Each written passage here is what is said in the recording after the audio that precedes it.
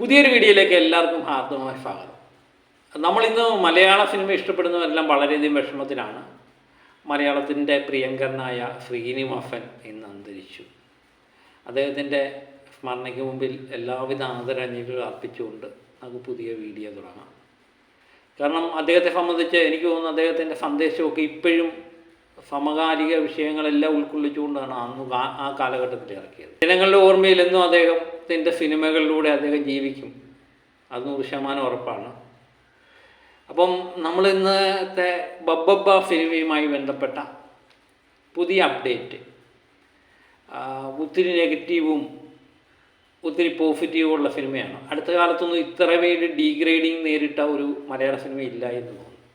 പ്രത്യേകിച്ച് ദിലീപ് വിഷയവുമായിട്ട് ബന്ധപ്പെട്ട പല കോണിൽ നിന്ന് ഡീഗ്രേഡ് നേരിടുന്നുണ്ട്. അതിനിടയിൽ പല മഹാനടന്മാരുടെ ഫാൻസിൽ നിന്ന് ഡീഗ്രേഡ് നേരിടുന്നുണ്ട്. എന്തിനോ തിളക്കുന്ന സാമ്പാർ എന്ന് പറയുന്ന പോലെ അവർ ഡീഗ്രേഡ് നേരിട്ടുകൊണ്ടേയിരിക്കുകയാണ്.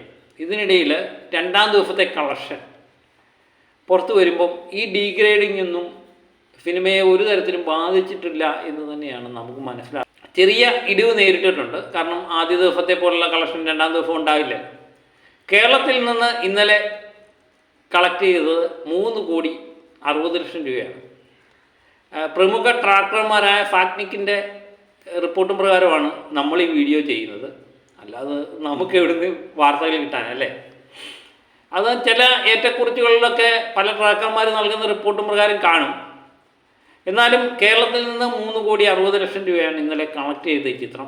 ായിട്ട് ഇന്ത്യാഗ്രാഫ് കാണിക്കുന്നത് 11,80,00,000 രൂപയാണ്. 2 ദിവസത്തെ ഇന്ത്യാഗ്രാഫായിട്ട് കാണിക്കുന്നത് 11,80,00,000 രൂപയാണ്. സ്റ്റേറ്റ് വൈസ് നമുക്ക് പരിശോധിച്ച് നോക്കുമ്പോൾ കർണാടകത്തിൽ നിന്ന് 20,00,000 രൂപയാണ് ഇന്നലെ കളക്ട് ചെയ്തിരിക്കുന്നത്. കർണാടകത്തിൽ നിന്ന് ടോട്ടൽ ആദ്യ ദിവസം 40,00,000, രണ്ടാമത്തെ ദിവസം 20,00,000, അങ്ങനെ ടോട്ടൽ 60,00,000 രൂപയാണ് കർണാടക കളക്ഷനായിട്ട് കാണിക്കുന്നത്. ആന്ധ്ര തെലങ്കാന ആദ്യ ദിവസം 4,00,000 രൂപയും രണ്ടാമത്തെ ദിവസം 2,00,000 രൂപയും, അങ്ങനെ 6,00,000 രൂപ ആന്ധ്ര തെലങ്കാന കളക്ഷനായിട്ട് കാണിക്കുന്നു. തമിഴ്നാട്ടിൽ ആദ്യ ദിവസം 18,00,000 രൂപയാണെങ്കിൽ രണ്ടാമത്തെ ദിവസം 5,00,000 രൂപ, അങ്ങനെ 23,00,000 രൂപയിലേക്ക് ചെന്ന് നിൽക്കുന്നു. കേരളത്തിൽ ടോട്ടൽ കളക്ഷൻ എന്ന് പറയുന്നത് ആദ്യത്തെ ദിവസം 7,20,00,000 രൂപയാണെങ്കിൽ രണ്ടാമത്തെ ദിവസം 3,60,00,000 രൂപയാണ്. ടോട്ടൽ കളക്ഷൻ എന്ന് പറയുന്നത് 10 കോടി പിന്നിട്ടിരിക്കുന്നു. 10,80,00,000 കേരള കളക്ഷൻ എത്തിയിരിക്കുന്നു.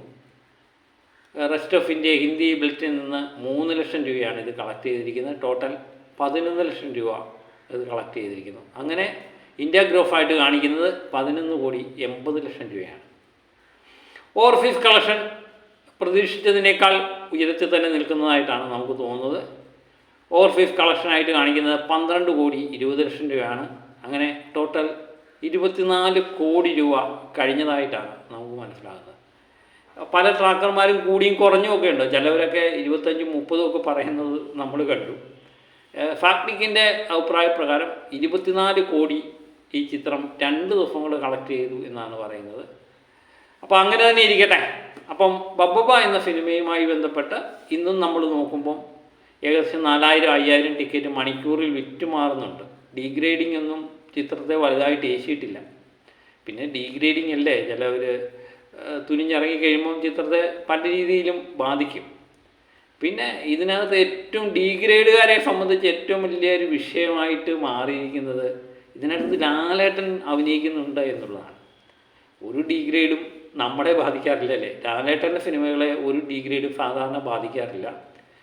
നല്ല സിനിമയാണെങ്കിൽ, ആൾക്കാർക്ക് ഇഷ്ടപ്പെടുന്ന സിനിമയാണെങ്കിൽ അത് വൻ വിജയം നേടുന്നതാണ് നമ്മൾ കണ്ടിരിക്കുന്നത്. അത് എനിക്ക് തോന്നുന്നു എല്ലാ സിനിമകളും അങ്ങനെ തന്നെയാണ്. എത്ര ഡീഗ്രേഡ് ചെയ്താലും നല്ല സിനിമയാണെങ്കിൽ അത് വിജയം നേടുക തന്നെ ചെയ്യും. ഇതിനെ സംബന്ധിച്ച് ഒത്തിരി നെഗറ്റീവ്, പ്രത്യേകിച്ചൊരു കഥയില്ല, ഒരു ലോജിക്ക് ഇല്ലാത്ത ചിത്രം, അങ്ങനെയൊക്കെയാണ് ഡീഗ്രേഡിങ് ഉണ്ടാകുന്നത്.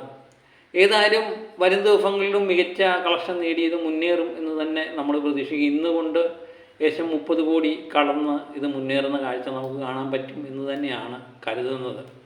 അപ്പോൾ 2 ദിവസം കൊണ്ട് തന്നെ ഇത് 50 കോടി കടക്കും എന്ന് തന്നെ നമ്മൾ കരുതുന്നുണ്ട്. ഏതായാലും കാത്തിരിക്കാം. പുതിയ അപ്ഡേറ്റുകൾക്കും വിശേഷങ്ങൾക്കും ഒക്കെ വേണ്ടി വീണ്ടും ഞാൻ എത്താം. അപ്പോൾ മറ്റൊരു വീഡിയോയുമായി വീണ്ടും എത്തും വരെ ഒക്കെ ബൈ.